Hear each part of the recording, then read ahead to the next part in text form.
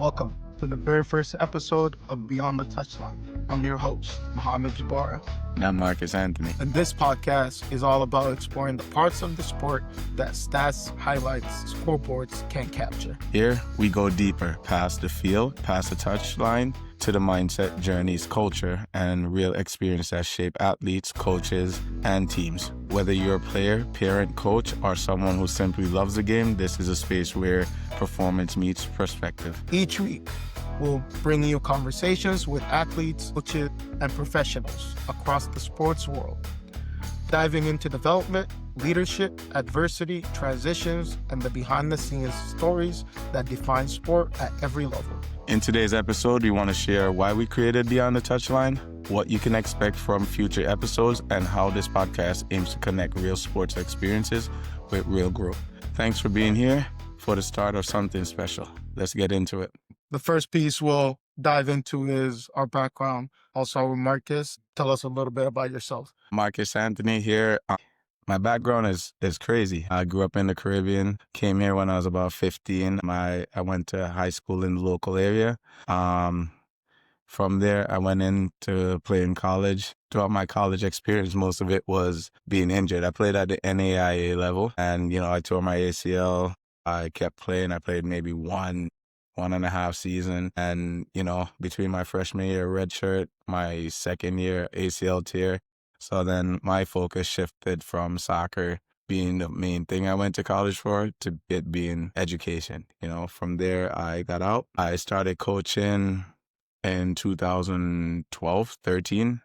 First gig was in high school and was in local club, high school, Robbinsdale, Armstrong High School as a B team coach. And then I coached club at Park Valley, local club here in Minnesota. And most of my experience has been there. And then the past 2 years, I took over at the collegiate level at JUCO and JCAA, Anoka Ramsey men's soccer team. Now a bit about myself. I started coaching when I was 18 years old, started at high school, Armstrong High School. Funny enough, he was my high school coach for a few years. From then on, I went on and played at Anoka Ramsey for a year. Kind of within that space, I wanted to kind of dive into the coaching world, Marcus introduced me to the coaching world. We coached together for about a couple years. From then on, I got the opportunity to go and explore a different path. And now I'm coaching at L'Oreal as a technical director. That's kind of where my journey aligns. Played club soccer for maybe 2 years. Didn't really experience the club soccer world, but that's kind of what this podcast is all about. It's about the pieces that not a lot of people talk about, being able to play club soccer at some sort of level and whatnot.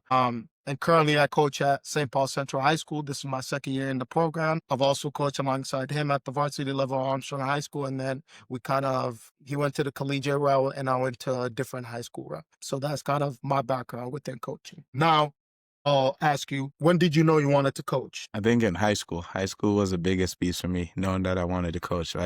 Think about it. The way how I watched the game was unique at a young age. Watching it, understanding that, my coaches weren't like the coaches that I felt that I had, but there were coaches that I had in high school that I was like, wow, I like their philosophy. I like how they train us, which, at that time was just work hard and get there. And from there, I figured, man, I wanted to coach soccer.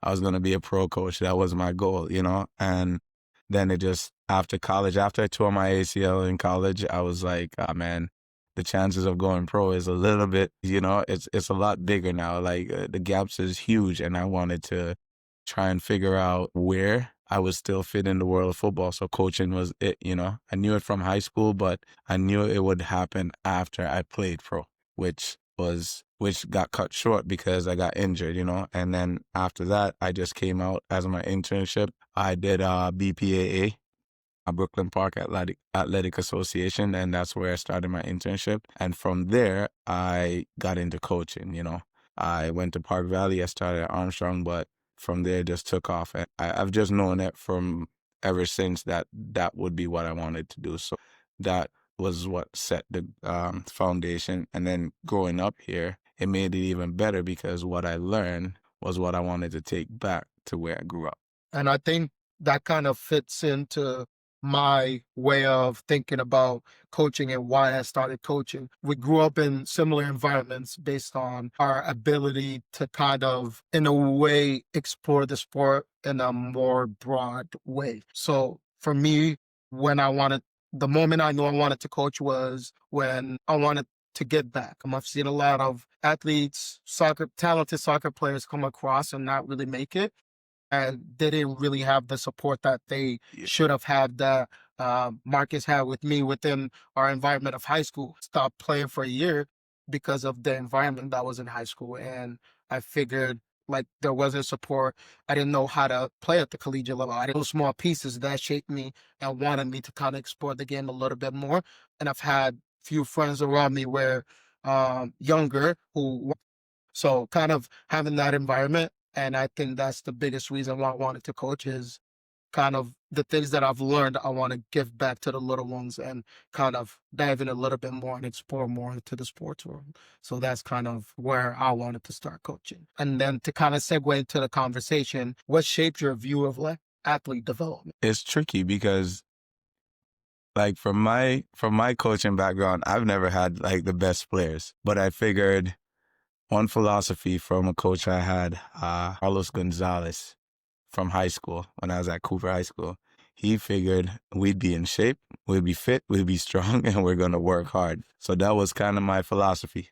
I developed that, and then I was like, you know what? If kids just work hard, they'll get better, because that's also what happened to me after I got injured, right? And then to take it back to them is giving them some pieces. Okay, what is it that you want to do? Where do you want to go? And how can I help you? You know, like if college wasn't it, or if just playing varsity was it in high school, how do we get you in the best shape? So now we start to think about the foundation that you're going to use, and then how do you use it and use it while teaching others, like, you know? So it even goes back to like what you said, take what I've learned and give it back to others, you know? And that's how I looked at player development. That's how I looked at like just the structure of a player, right? You want them to play, you want them to have fun, but how do you have fun while really doing the hard work? You know, even another piece to it is my philosophy. I figure if you put in the work, when the time comes to have fun, you could really have fun. And then you're not thinking about the win or the loss. Because if you never prepared well to play, what are the chances you perform to the best of your ability? And then what are the chances frustration get to you real quick? How many times you've been in a game because you didn't train well, you're out there running crazy, you're running around and you're trying to get the ball, you're trying to do all this stuff, and that frustration just built in, and then all of a sudden you're on a yellow card. But if you did everything right and you prepared well and the results just weren't in your favor, at least you knew you had fun. And it was like, okay, well, we go to the next one, right? Versus pointing fingers or being frustrated. So as for players, for me, I just believe if my players are prepared well, I look at the outcome is, did you have fun? And what can I do to make it a little bit better for the next game, tactical and just the preparation phase, you know? That's kind of similar to how I view it. I think we don't get a lot of kids who just want to go in and just work harder and do whatever it takes to actually win it, come out having fun. So my view of athlete development is more so, how can I prepare you to the best of your ability while also enjoying it? I think a lot goes into the training sessions of what are we doing? How do we compete within the training environment and train how you play? Yeah. So I think that's a message that I give to all my players, is train how you play, have fun in the training session so you can go into the game and make. Biggest piece is, you will not train with the same intensity as you go into a game. Again, it's a lot of pausing, a lot of balls out of bounds, a lot of moments to kind of take a deep breath within training. We're kind of training you to the highest level of intensity, and for you kind of get the best out of going into the games. That's kind of my view of athlete. How do you enjoy it while also competing, while also winning, while also just accomplishing a goal within that season or within that training session and going into the game? So that's kind of the biggest piece of athlete development. And to this, now we're going to kind of dive into of why we created the podcast. If you wanna chime in on that. We created a podcast simply to have these conversations because it's a little bit more. Everyone's journey is so different. Like you think about why did you want to coach? Some people like, hey, I just wanted some money. Other people is like, man, I've played this all my life. This is all. And others, we have this dream, this goal of going as far as we can and making this our livelihood, making this the moneymaker for our career. Because again, a lot of us coaches, I've met coaches who are lawyers. I've met coaches who are doctors and they just want to be close to the field because they spent a lot of their childhood doing this, or they came from another country and this is where is like their outlet. For me personally, I work as a teacher in the day, and once that's done, I go coach, right? And when I step on the field, my worldly troubles just disappear, and I'm Yep. just I'm just at peace. You know what I mean? So now it's just like the podcast is literally the place where everyone could come to. Players, coaches, parents, share your experience. Club directors, share your experience. Referees, share your experience.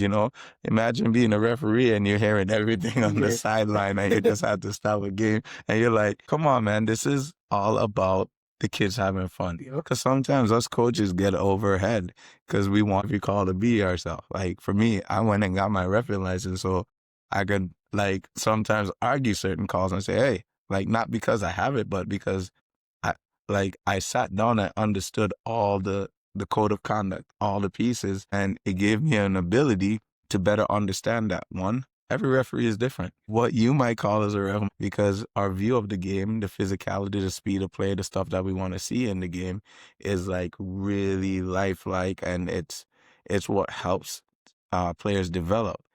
We want to utilize this podcast to really share everyone's experience. As a college coach, I'll share my experience, especially from the JUCO level, and then from players that we have that have played at Division 1, NAIA, Division 2, right?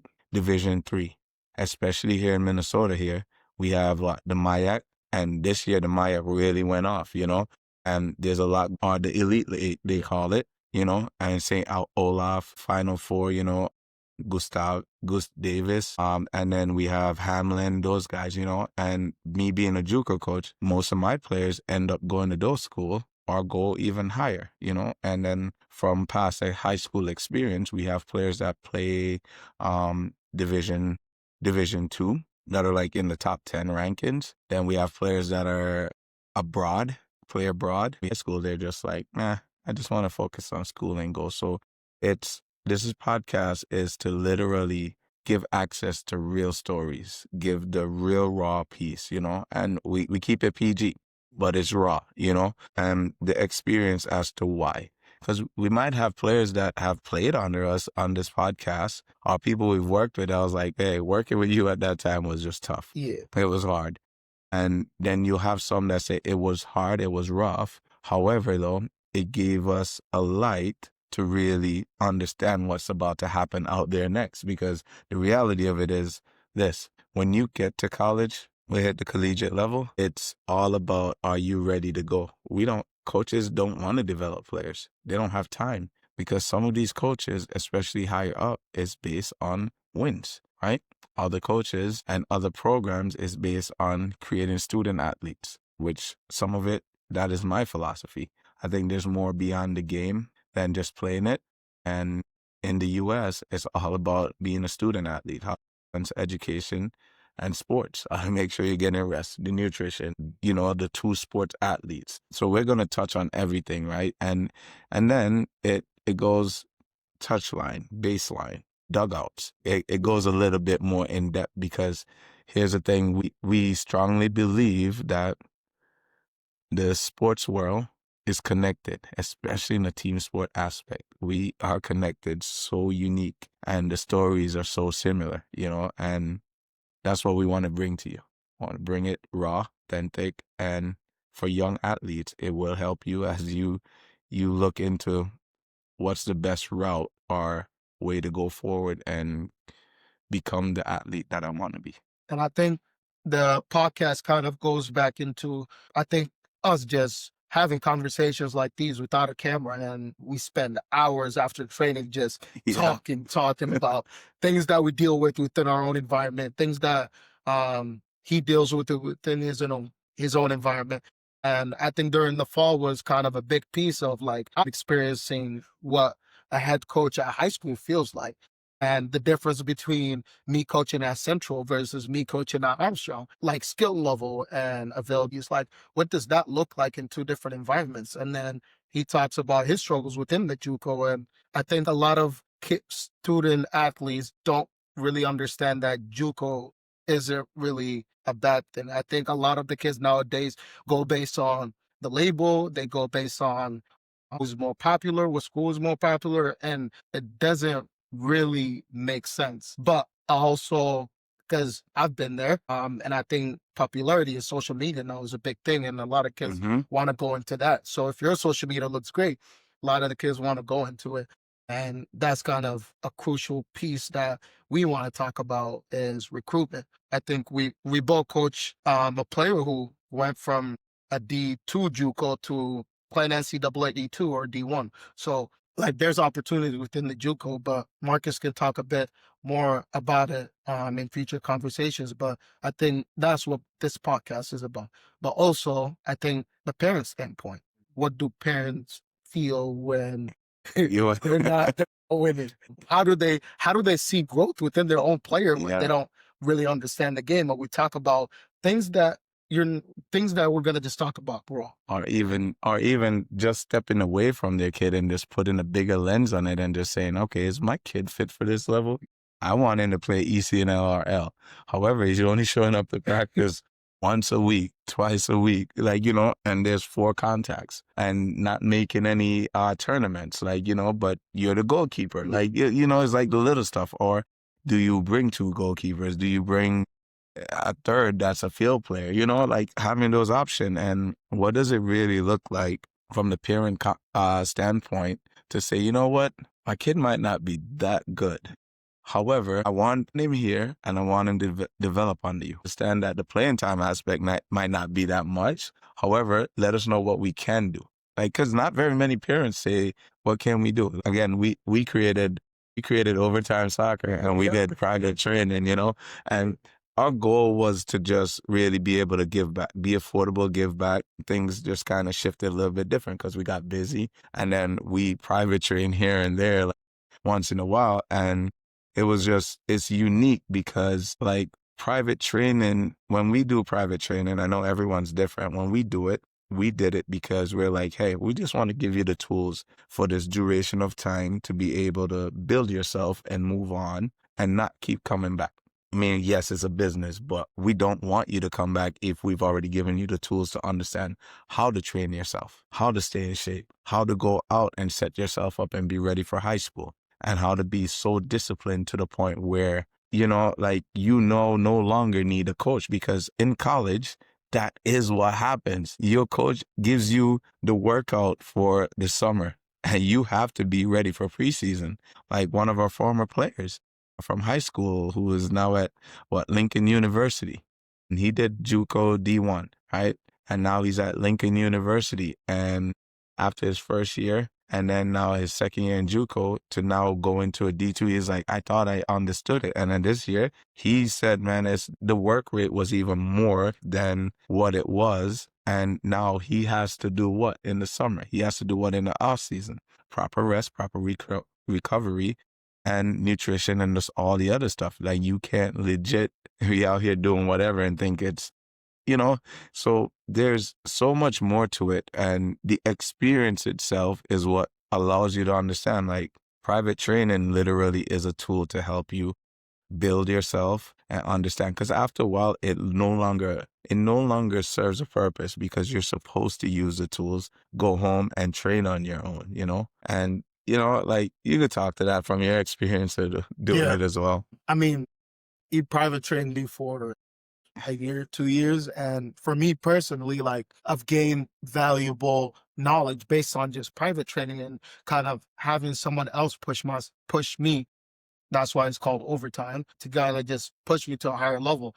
And I think as you get older, you find different ways to push yourself. You find a little bit more motivation within yourself to kind of want to push yourself. So I think being able to give that tool and be like, hey, what's the goal that you're working towards? Literally. How train to the best of your ability to be prepared and for you to kind of go into that piece. So that's kind of the biggest piece, which is I'll, e- I'll even gonna say it's kind of like your own, it's utilizing the club's IDP.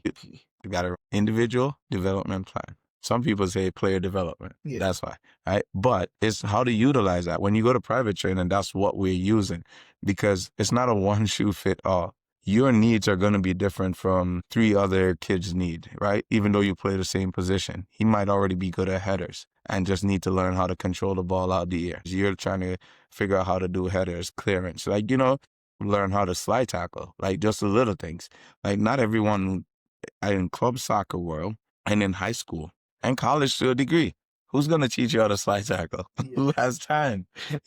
And that's why, private training, that's what it's for, to learn those things. Sometimes it's boring. You're not always shooting, right? But again, right, we understand from doing it that a lot of it has to do with your child are the kids loving the trainer versus understanding they're being pushed to be better, right? And we also understand like your money that you're spending has to have some results behind of it, something coming out of it. And sometimes something coming out of it might not look like cookies and cream. It might not look like rainbow and glitter. It literally has to do with the athlete getting better when you go back to the next practice, to the next game. And again, if you just want your kid to have fun, those are things you tell your coaches. Because when you come to, put it this way, when you come to a varsity team, being a varsity high school coach, you're looking for a semi-finished product that you could polish and get him ready for state, for sections, right? Whereas for college, for me, at JUCO, we're looking for you to be ready because equal playing time is out the window. Doesn't exist, It has to do with you coming to practice and working your butt off every day. We could go back to one story, like this story from one of our high school when we were coaching at Armstrong. It was his senior year. He just wanted to play with his friends. But it wasn't that he wasn't good. He was a little bit smaller. And we're like, hey, here's the reality. You could be on varsity. Yeah. You might not get any playing time, but however, work your butt off and you could play. It might not be a lot. And the season ended and he was all conference. Like crazy story. Because he accepted what was and defied the odds by doing what? Working hard. Especially the fact that we picked up injuries like eight or 7 games in, but he was playing in those 8 or 7 games. It was just not as much and ended up starting all of those. And his teammates voted for him as a conference. And he defied the odds. So, just different perspective. But college, we're looking for you to be ready. High school, we could add more. You could add more to that. Would you say that? Yeah. 100%. And that's our next piece within our podcast today is kind of talking about high school soccer and club. Like, what's the differences in terms of coaching, in terms of development, in terms of winning? And as you've seen, we talk a lot, and this is kind of why we created the podcast. So we can make sure that we get all the points that we needed and kind of also just bring out our perspectives of coaching into the world of Beyond the Touchline. We talk about the stuff that no one wants to talk about. Like going into high school versus club, what's one player's story that taught you something? Man, high school. Well, it's tricky. I mean, for high school, it's understanding that not everyone plays club. That's one story that's unique. Some players just literally come out of nowhere and they're talented. We had one player, I think he was doing your ear when you were playing. This kid, Michael Burns, right? Michael Burns, right? Not to heavily name drop. Probably, I call him Twinkle Toes, man. He's a hockey player, light on his toes, never played club soccer one time. And this kid, literally, if he played club, could he have been better? Maybe. We don't know. We don't know because it's uncontrollable. But he was a good hockey player. But he was also crazy at soccer, like literally. And this kid was just light on his toes and he did everything. And he wasn't he wasn't the normal stereotype of a hockey player to be aggressive. He literally was a good dribbler, light on his toes, and could literally bob and weave, just get through any situation, and just played phenomenal football on the field. And then you go to club, and we have players that are in club for years, and some of them never develop anything. And again, it's so crazy because it goes like this. You could be in club forever, and you're just under the wrong coach, and you never really develop.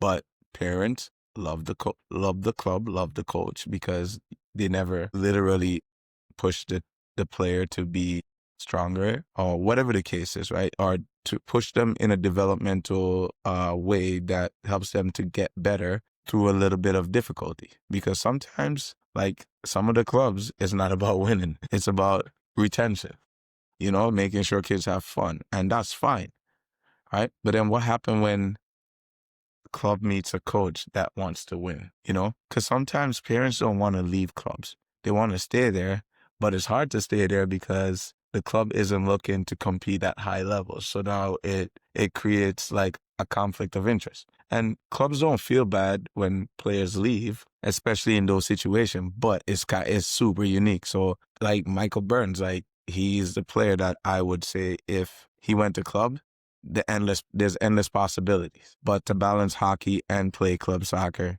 that's pretty tricky, And yep. I mean, I have a similar story within my high school team. Elijah Mosman. I mean, I coached him for 2 years, senior this year, but kind of similar story of playing club soccer, but also being done with club soccer and pursuing his basketball journey with soccer family, but unbelievable player. Like if anyone would just step on the field and watch him play, someone would be like, okay, he's been playing club soccer. Like there's no way. And a lot of the coaches that come across me like, no, he doesn't play clubs. Like that goes a lot. And it taught me a lot about his work ethic, his dedication, and his willingness to just want to learn. Like Simple. that's all it was. And it taught me so much about him as a person, but also me as a coach, and trying to understand different players from different backgrounds and how they high school soccer is to them. And a lot of kids, they just want to be on a varsity team. They just want to enjoy it. They just want to walk around the hallways and sit on their varsity team, and that's all it is. But then there is a small percentage of players who want to play past high school soccer. Yeah. They want to win a state tournament. They want to enjoy like all of high school soccer and kind of going in that piece. But yeah, I think high school soccer is, for me personally, I enjoy the fact that it's kind of win at all costs in a way. Of it's a short season, it's 2-3 months, and there's no time to, oh, we got to fix this first such. No, it's all about what is the best way that we can compete and use the best players within the whole program and achieve that one common. Every high school is different. My experience within Armstrong versus Central is totally different just because Armstrong doesn't really have a club feeder versus Central where there's a club feeder of Blackhawks and maybe a little bit more outside. That kind of also helps within high school soccer and being able to win. But that's kind of the biggest piece, the biggest difference between high school and club. And then what do I need to, how can I help this player elevate his game and try not to change that player? Prime example, if you have players who just love to dribble, why not put them in a situation where they can dribble all the time? I think when my younger days of coaching, I'm like, no, you should not be dribbling. But that takes away the fun of the game and kind of that player like being within that game just because he dribbled. Yeah. So I think that's the difference between high school and club, and putting that player, setting up the team for success in a way that helps him also have fun and enjoy it. So I think that's very crucial in player development within the club aspect of it. And high school soccer is more so who's the most athletic, who's the fastest, who's the strongest. Yes, you might have technical players, but a lot of the times those technical players who are not strong and not fast don't really get to play a lot. And you see the difference between our perspective? Yeah. Like I legit will take a player that, that wants to. And that goes into what you said earlier. Like sometimes you might not be technically gifted, or you might not come from a soccer background, or you do. And if you just want to learn and you are a student of just learning, you could do very well. Because that means what? When you come for feedback, I can give you feedback, and then you just boom, boom, boom, right? And then you go to club, it's, I haven't go this far. Right? How many times have you sent out an eval and you're going like, it's the requirement, send it out, the kid gets it, and then you see the kids 3-4 months later and you're just like, okay, looks like we're back to where we're at. Or you've seen improvement. You're like, okay, I could tell that you've taken the time to legit go and train, or work on the things that you asked for. Talk about that piece. It's two pieces, two sides of a coin, right? And what do you do next, right? Do you literally just let it go? Or do you, like, in terms of the players, or the players that come in that ask for that feedback, they get it, but don't do it. Do get the feedback and they do something about it. Talk about those two sides and how you work with that, even if that player still is on your team, for both sides of this. I think for the players who I send feedback to and they don't do anything about it, part of it comes down to what are you saying to them? Is it mainly just general piece of like, oh, you do a good job passing the ball? Or is it more so, hey, like your ability to break clock, like being a little bit more specific on Okay. the idea of Yeah. what you're trying to help them? And also, I think it all depends on what age it is. I think from like the 9 to 13, 14, I think a lot of the time it has to do with the parent as well. I think the Okay. parent have to Yeah. play a major part in it of, hey, this is what your coach says, this is what we're kind of doing. Yeah. But also like, does that player want to get better? And that plays a huge factor into that player wanting to get better. If they want to get better, I think it's a lot easier for me to kind Yeah. of help them be able to see growth within that process. And then there's the other piece of coming and asking for feedback, but not really doing the work for Yeah. it. That is more so, hey coach, I'm just showing you that. Is that a Yeah. playing time playing time request? Like, I'm gonna just say this so I could get some more playing That time. because sometimes that's all it is. Yeah. But you can kind of see it, but also I think IDPs go hugely into this, and doing my B license currently, I think a big factor into it is a lot of the time as coaches, when we get those evaluations, I think a lot of the evaluations of rambling, just talking, Mm-hmm. writing paragraphs of nonsense. And the biggest piece right now is, are they measurable? Are they Yeah. attainable? Yep. Writing those smart goals for Smart those goals. kids. Yep. Yep. And I think for me within my team, I think the U12s that I coach currently is giving them 2 smart goals to work on the entire winter. And I've seen huge progress from certain individuals, but also as a collective team, because Yeah. any drill that we go into, they're thinking about that Yep. goal.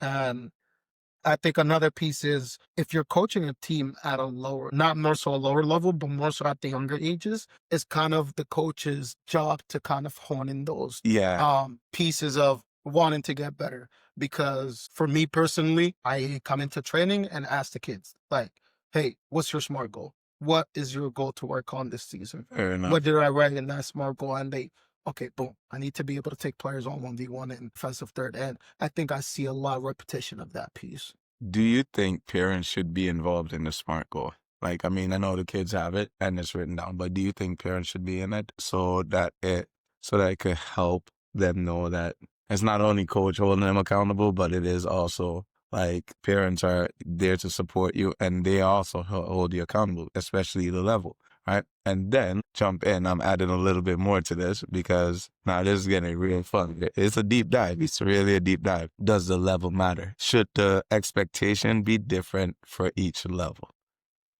Right? I know within every level, and then again, the levels have changed drastically. When I was playing, it went C2, C1, Premier. Premier 1, Premier 2. And that's where it was. And now we have ECNL, RL, NPL. We have ECNL itself, and then we have MLS next, and we Regional, still have state, regional. cities. Yep, and still Premier One, Premier Two. Yeah. Like, we still have all of that, right? But do you think, like, I know between the levels, development still happens, and that is what allows, especially a club, a player to move on from where they're at, because high school is way different. Yeah. It's just a season and it's done. And if you decide to go play club, then that's how you get into all that levels and stuff. But from a club perspective, do you think the expectations per level should there be expectation at every level, or should it just be fun for the lower? Because again, parents still come back and hit you. You're a director, and they feel like some coaches don't meet a certain threshold, I'm assuming, to help their kids develop, because the parents themselves have a goal for their kids, right? To go on and move up to a higher team. However, sometimes is it the players' goals as well? And should there be, as a coach, a goal for development? There's a lot that just went into what I just said. I'll just kind of go based off of, I think for me, I've coached top teams, but I've also coached those third and fourth teams. And I think the biggest difference is soccer language. Like, I think you see a player who moves up from a third, second team, and they go into a top team, and they're kind of like stuck. They don't really know exactly what I'm talking about. But also I think that goes back into the coaching aspect and Okay. coaching education of having good coaches all around Yeah. and kind of having the same language all around. So like me writing a evaluation for one of my players is when I'm in the attacking third, then I must look to break lines. And then when you say that to other kids, they're kind of like, huh? What are you Break talking lines? about? But also, there's also, you have, but I also go back to the lower levels of some kids are just there just as an extra activity, as an extra sport for them to play and just get the best out of it. And then there's kids within top teams who are there to compete, are there to have fun, are there to enjoy it, but also want to win. But then you have those super athletes who are just on top teams, Yeah. who want to compete, just want to have fun, and don't really care about The getting wins on it. better or Yeah. anything. They just want to be an athlete. So I think the expectation is there's not really a set expectation. I think it varies from coach to coach. And it's unique because we're talking about here in the U.S. versus here and we haven't had the British perspective, and we haven't had the Asian experience, because I was just I was scrolling on Instagram, and there's a post that I literally just shared it on my Instagram, and it was talking about an English coach talking about Japanese players and their discipline to tactics, whereas the soccer language is literally to have players just have fun, right? And meet them where they're at. Because again, it's not really a one shoe fit all, and goes back into what it is. Because you'd say when you first got into it, right? Was it just really strict? And how did parents take to it? I mean, I know it's like a weird dive, right? But it's real, because when I first got into it, before you go, right, it was just strict. And the parents were like, run them kids, put them through it. They don't listen. They don't do this. They don't do that. So then we're like, wow, that was exactly what I was going to do. So For me, when I started coaching at a young, like when I first got into coaching, I feel like it happens with every coach. Everyone wants to be that Pep Guardiola, hitting 20 million passes, want to go score a goal. I want you to play this way and this way, only no matter what team you have, whether it's a top team, second, third, fourth team. And I think that's where coaching education comes into play, because you can't think that you're Pep Guardiola when you don't have the players to play that style. So you kind of have to change the way you coach into fitting them, because I'm not going to tell a team who can't connect a 5-yard pass to be connecting 6-7 million passes before they can go forward. No, it's all about just playing to the best of your ability and making sure that the players are adapting to it. So I think for me, I was very strict, and I was strict in a sense that I wanted the team to look a certain way. And that isn't really realistic. I think no matter how strict you are, no matter how hard you are. is this those kids don't go to an academy dorm and stay and then come out and see us. They still got to go to school. They still have to go home and have family time. They still have to have vacations. There's so many things that as a young coach, I used to get so frustrated about. I'm like, there's no way you have basketball and we have a championship game or a hockey tournament and you're missing it. But then it's real. That is really what's happening in the world. And, like again, the European and the Eastern experience is gonna be way different from what we experience here in the US. And we're talking about Minnesota. We're not even talking about Florida. We're not even talking about California. The LA, those kids that it literally is just all they do. We're talking about what literally is our raw experience as well as what so many other coaches experience, because we've known coaches who have been doing it for what, 30, 40 years, and they're just like, man, like, I don't even know, but that's just what their experience. And for our experience, I've been doing it since what, 2015,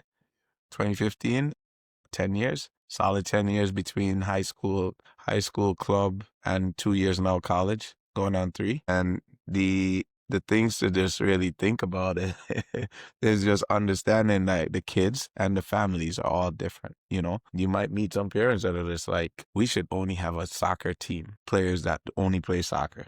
We should only, and then we should all do out-of-state tournaments versus local tournaments. And then it's such a it's way deeper because there's a lot I learned once I started traveling out of state for tournaments. How every game matters in the aspects of points and ranking throughout the state, and then it's such a deep dive. But overall, just understanding that to meet our players looks so different because coaching education is it. He's about to be done with his B license. I got my C, currently working on a B, and then I also have my futsal license. And, developmentally, we talk about it. He's coached futsal with as well. And I go and after coaching it and doing the coaching education, I go, wow, I think every kid should start at futsal. I personally don't care what Noah is at.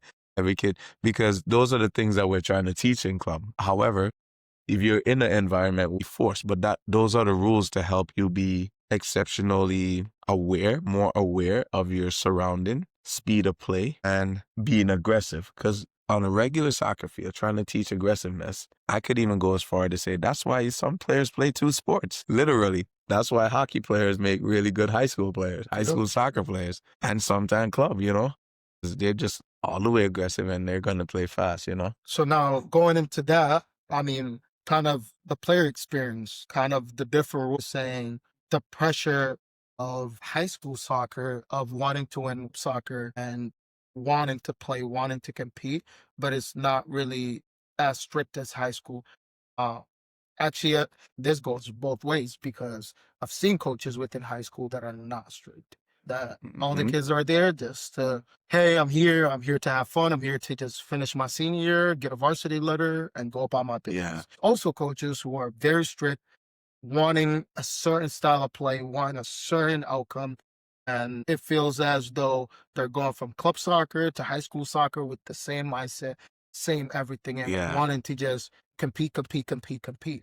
So, how does that translate from kids who come back from high school soccer into club soccer after that fall season versus players who Yeah. are playing in quality teams that are not coached well, and they come back to club soccer? Tell me how you deal with that. It's crazy. It's tricky because you got to break so many rules. You got to break so many bad habits, right? And the bad habits aren't like, it's unique, right? So in high school, I'll go back a little to my high school experience, right? My high school varsity teacher coach was a no, he was a math teacher. And then we had a science teacher, right? And nothing against them, right? And then you understand, like you kind of get a better understanding, right? That a lot of the coaches in high school, they played, right? But they never, like, I don't think a lot of them played at that high level. So then the experience they're giving you is like I don't want to be mean about it, but it's kind of like a participation award type of experience, right? And then there are those coaches who coach both college I say college, coach both club and high school, and the experience is unique, and it's unique in the sense that it sets the tone, You already know, hey, this is what I'm about, this is what it's going to be, and go from there, right? But as a high school coach that's coaching club players, they're just literally dependent on their skills and athleticism, right?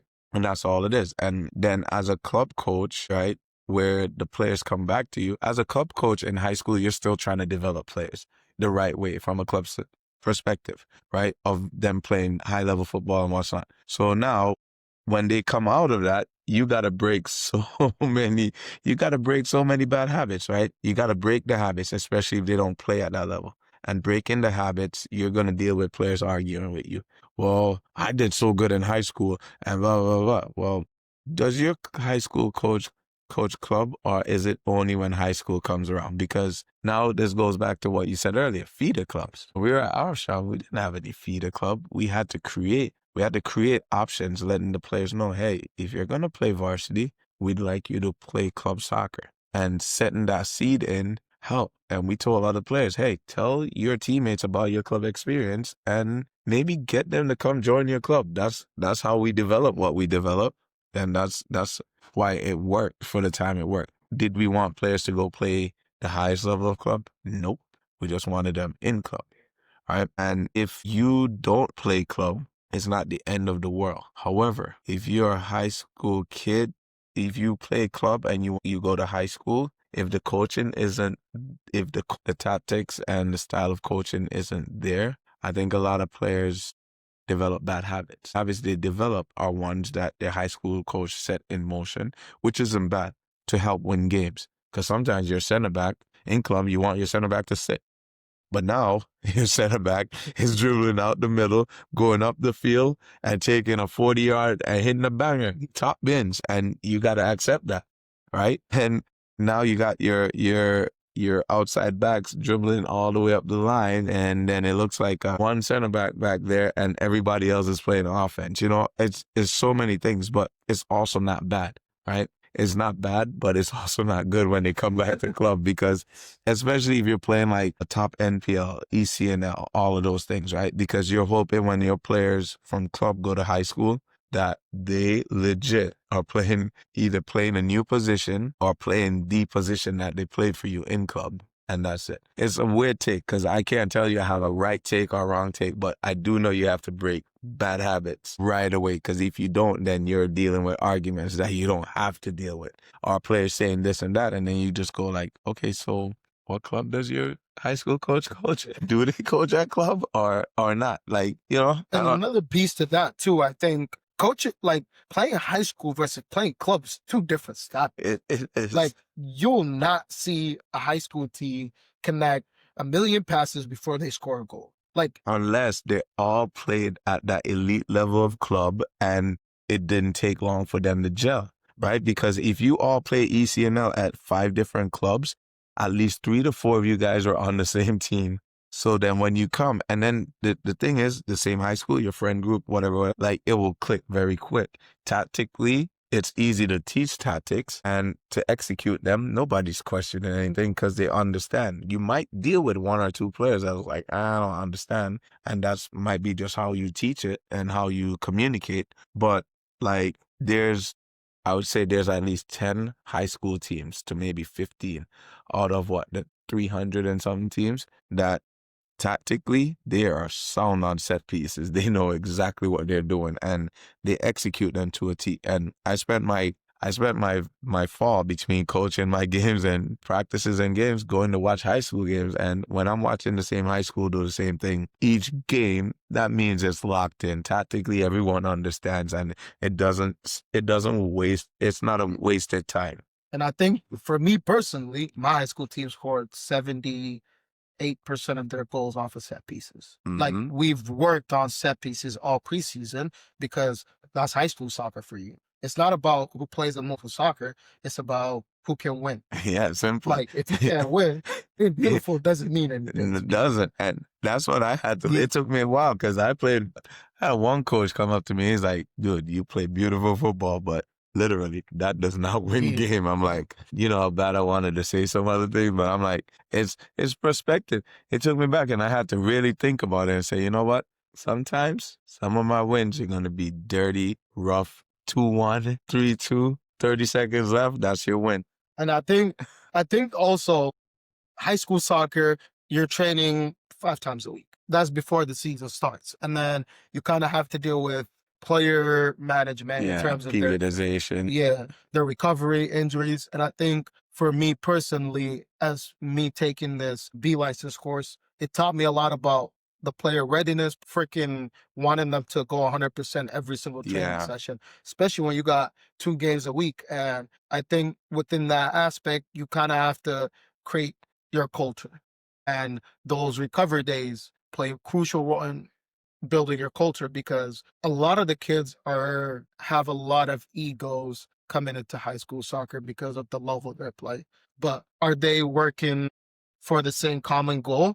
Or is everyone just wanting to have a highlight reel yeah. balance? I think going back into the recovery piece, a lot of players tend to get hurt going into state tournaments. A lot of players get to start cramping, not taking care of their bodies, things in that sort. But building a culture in high school is super, super, super crucial. It's unique because that's something we used to just we went to the pool a couple of times. We'd go to the pool. We're like, hey, even if we lost 2 games in a row, whatever the case is, running you down doesn't make anything better. Like it's not punishment, you know. Younger me, I ain't know much, you know. And that's what it comes into the coaching education. Like, it's highly recommended that all coaches, as much as you love the game, please do the grassroots wherever you're at in the world. Learn something. Like, we're over here like, okay, we're doing the US coaching badges, and then we're just like, okay, how do we get to Europe and do those too? Because that would help learn what's working there and what we understand here, you know? And I haven't taken my B license yet, and we bounce ideas off of each other, but my college background, science and coaching, and, you know, and that stuff has taught me about, you know, periodization, like understanding, like, how to not peak before you need to, how to player management, how to manage the environment, you know, and like also trying to humble kids in the process, not be mean and humble them, but just remember, this is a team. We're working together as a team. You're gonna get your highlight regardless. You might be a striker at one time that ends up being a defender your senior year. And understanding that if we can't stop goals sometimes, how are we going to score goals? Versus if we're always stopping goals, how are we going to score goals? You know, but balancing it all out and realizing, especially from a player standpoint, is this is a team, right? And for us as coaching, the goal was to do what? Create a lifelong experience that you remember, you loved, you cherished, that allowed you to look back and even pick up the phone and call that player and say, hey, how you doing? Hey, when you're back in town, let's go have breakfast. Let's go have lunch. Let's go have dinner, you know? Versus it being, I played with him. He wasn't that good, but then he ended up flourishing elsewhere. And now what do you have to say? Like, we don't want that. As coaches, I don't think we want the experience to be horrible.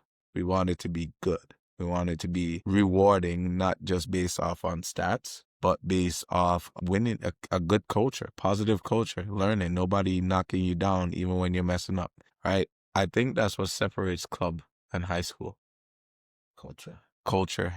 Like because in the high school season, yeah, we did pasta feeds, you know, and you know we did it because we wanted to create a good culture, you know, and sometimes it did do well.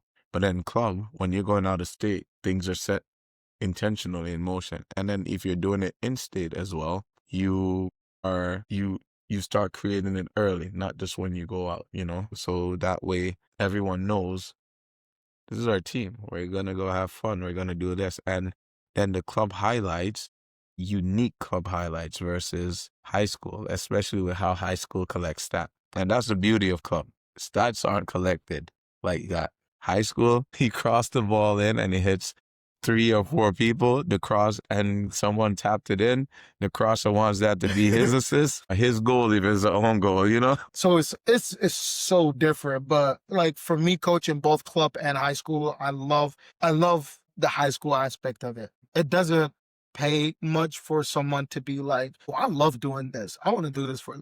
No, it's more so the culture, the environment, the foundation you laid out. Wants you to come back and your coaching staff that you have. I think that's part of the reason why I love high school is because it's so short and like it has its ups and it has its downs in so little time Yeah.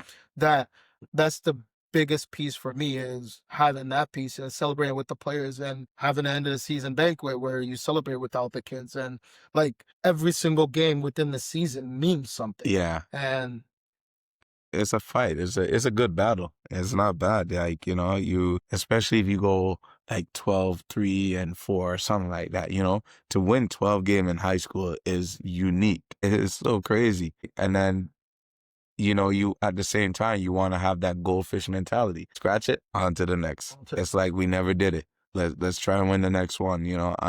You go back to club and club gives you like you're training so consistently at high school that you know development and, you know, developmentally, players are going to get what they need, right? Even if you take a knock, you're going to take a few days to recover and then you come back. And everyone wants to throw it on the line throughout the high school season. And club, when you get hurt, players aren't even showing up to practice, you know?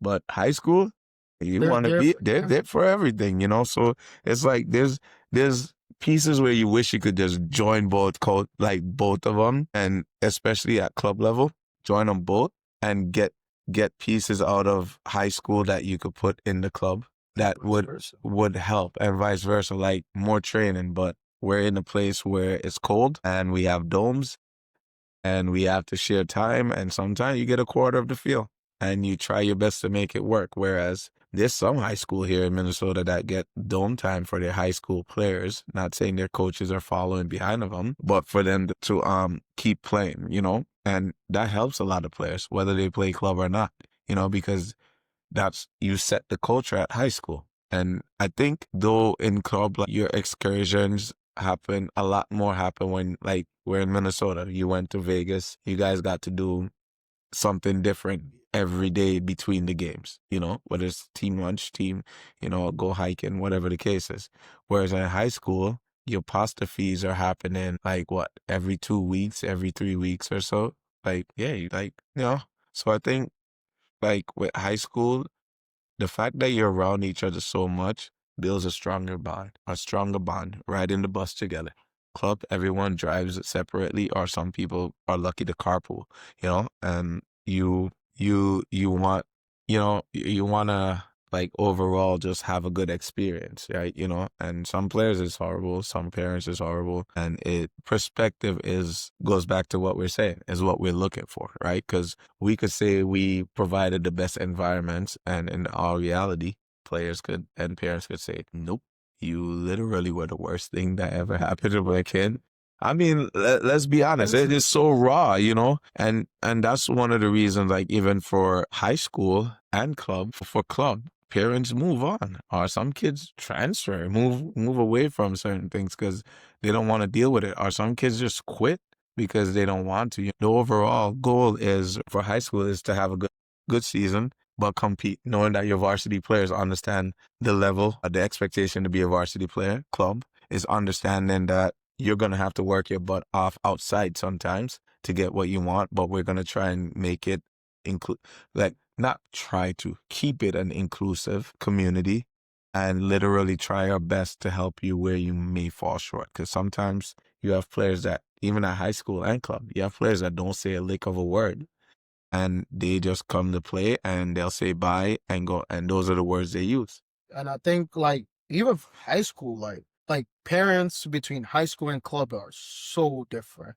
And it, like true story, I had a parent who wanted to fight me because the kid wasn't getting playing time on a varsity level, and like so those are the pieces that we're gonna be talking about because we gotta showcase our perspective, but we also want other people to show their perspective, because if we brought a high school coach here, their perspective could be totally different than ours. Way And different. we're going to agree to disagree on whatever part that they go through, but we also know that we probably went through similar things. And that's kind of the biggest piece, is even with me knowing that there was a high school coach who I know of who quit their high school program because of the parent experience. So I think it goes hand in hand.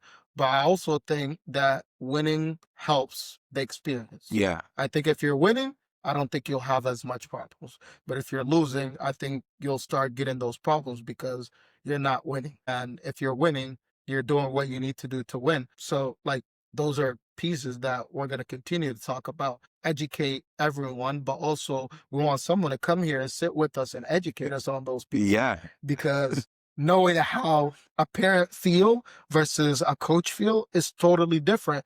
And we're open, we're honest, and we're going to bring those experiences here. Or even knowing what a player thinks and player feels. Because sometimes players don't say anything, you know, and players go home. Like, we was just having a conversation a couple of days ago, and actually, it was yesterday, Yesterday, I was having this conversation, and it was a team that I assisted on, and the coach ended up leaving midway through. So, and then the director was like, hey, we're going to remove you from it and just let parent take over, right?